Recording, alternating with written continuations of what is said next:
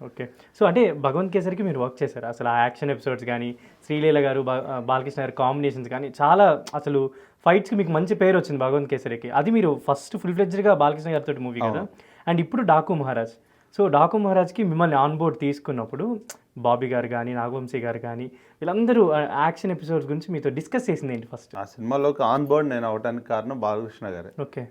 So because of him sir వల్లే నేను on board అయ్యాను. ఆన్ బోర్డ్ అయినాక వాళ్ళకి చాలా డిఫరెంట్ డౌట్స్ ఉన్నాయి. ఎందుకంటే దీనికి ముందు మా బాబాయ్ బాలకృష్ణ గారితో కంటిన్యూగా సూపర్ డూపర్ హిట్స్ ఇచ్చి ఉన్నారు. వాళ్ళకి కరెక్ట్ అయిన బాలకృష్ణ గారు అంటే రామకృష్ణ మాస్టర్ వాళ్ళు ఉండాల్సిందే. అవును. అన్న దాని మీద దానికి ముందు స్టాండ్ వీళ్ళందరూ చేశారు. కానీ నేను ఫస్ట్ ఆన్ బోర్డ్ నేను బాలకృష్ణ గారి వల్లే వెళ్ళాను. ఆన్ బోర్డ్ వెళ్ళినాక కూడా వాళ్ళకి ఒక చిన్న డౌట్స్కి వాళ్ళకి భయం ఉంటుంది కదా, ఇంత పెద్ద సినిమా హ్యాండిల్ చేస్తారు. దీని ముందు భగవంత్ కేసరి చేసాం హ్యాండిల్. బట్ అనిల్ అన్నకి నాకు ఉన్న ర్యాపో వేరు. ఎప్పుడంటే నన్ను ఒక హిట్ సినిమాకి పరిచయం చేసి నాకు నేర్పి కొన్ని విషయాలు చెప్పింది అనిల్ అన్న. అనిల్ గారు. సో అనిల్ అన్న తోటి ర్యాప్ అయ్యారు. బాబీ అన్న తోటి కొంచెం తక్కువ. దాని ముందు వాళ్ళతో రివ్యూ అన్ని చేశాను, బట్ బాబీ అన్న తోటి తక్కువ. సో వాళ్ళకి ఒక చిన్న డౌట్ ఉండే. ప్రతిది నాకు ఒక ఎగ్జామ్ పేపర్ లాగా అయింది. దాన్ని పాస్ చేసుకుంటే వెళ్ళిపోయేవాడిని. సో ఫస్ట్ ఫైట్ ఎప్పుడైతే first day, second day, third day చూసారో దే నో, అంటే వెంకట్ అందరికంటే కొంత డిఫరెన్షియేట్, మనం ఏదైతే అనుకున్నాం కరెక్ట్ లైన్లో ఉన్నాడు అనేది బాబీకి అర్థమైంది. అర్థమైన తర్వాత third day, fourth day Venkat మనం ఫుల్ సినిమా చేస్తున్నాం, నువ్వు నాకు బ్రదర్లుగా తమ్ముళ్ళలాగా నా దగ్గర ఉండి ఈ సినిమానంతా నువ్వు నాతో ఫాలో అవ్వాలని ఆయన బాబీని అడిగారు. సో అప్పటి నుంచి ఒక మంచి ర్యాప్ ఏర్పడ్డది, బ్రదర్ లాగా ర్యాప్ ఏర్పడ్డది. ఇక అక్కడ నుంచి ఒక టీమ్గా ఏర్పడ్డా.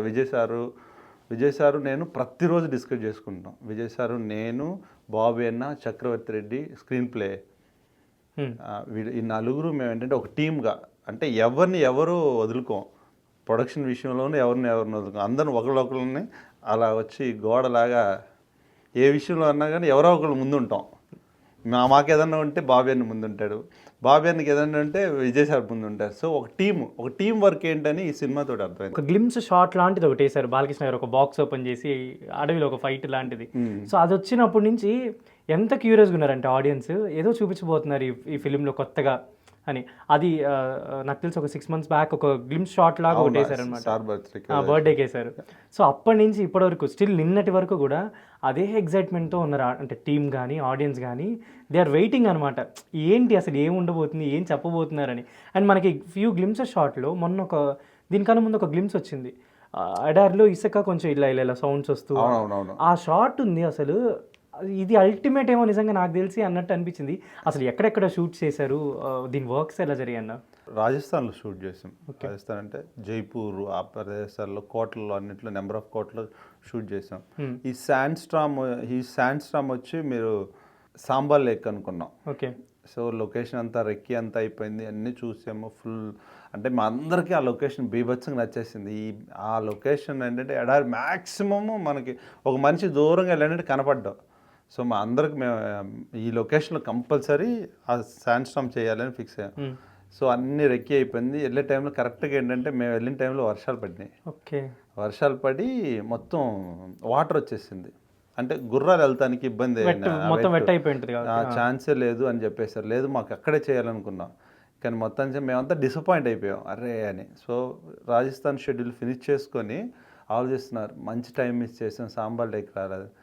బట్ ఏంటంటే చేసినాక బాబీ అన్నాను, అవినాష్ కొహ్లీ గారు ఏంటంటే ఓకే మీకు ఆ స్టైల్లోనే కావాలి కదా అని క్రాంతి అని ఉన్నారు లొకేషన్, మొత్తం వెతకడం స్టార్ట్ చేశారు. ఓకే. 2-3 days అంత, అంటే రాజస్థాన్ లాంటి ఒక ప్లేస్ కావాలి. సో వెతకడం అనేసి మొత్తానికి ఒక ప్లేస్ దొరికింది. ఆ ప్లేస్ ఎక్కడని చెప్పను, మొత్తానికి ఒక ప్లేస్ దొరికిన తర్వాత చూస్తే సేమ్ రాజస్థాన్ మేము ఏదైతే అనుకున్నామో అలాగే ఉన్నది. దాన్ని ఇప్పుడు అచీవ్ చేయటం ఏంటంటే ఇసుక కావాలి. ఓకే. శాండ్ స్టామ్ ఇసుక కావాలి. ఇప్పుడు ఇసుక వేయాలంటే దగ్గర ఒక 40-50 lakhsకి మొత్తం ఇసుక వేయించాం. మొత్తం ఏంటంటే గుర్రాలు రావటం, రన్నింగ్ దగ్గర ఒక 1-2 kilometers వరకు ఇసుక, ఎటు చూసిన ఇసుక వేయించేశారు. అంటే దానికి విషయంలో ప్రొడక్షన్కి చెప్పాలి, ప్రొడక్షన్ ఏ ఒక్క అడుగు వెనక అయ్యకుండా ఎన్నో లారీలు ఎక్కడి నుంచి, అది కూడా మట్టి మంచి ఇసుక, సేమ్ సాంబార్ లేక్లు ఎలా ఉంటుందో అలాగే ఇసుక.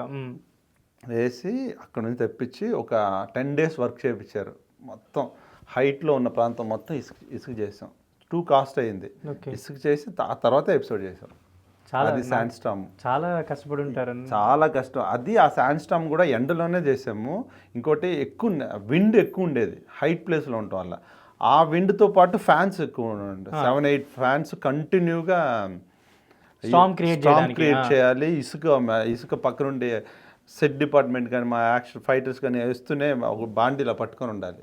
మొత్తం వేస్తూనే ఉండాలి. గుర్రాలు వస్తూనే ఉండాలి. ప్రతి షాట్ చేయాలి.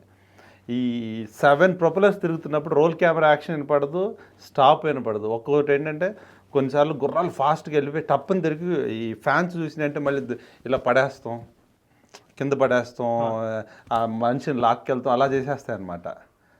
సో ఏంటంటే ఆ శాండ్ స్టామ్ చేస్తానికి మా టీం మాకు అందరికి ఫుల్ క్లోజ్ చేసుకొని ఉంటారు.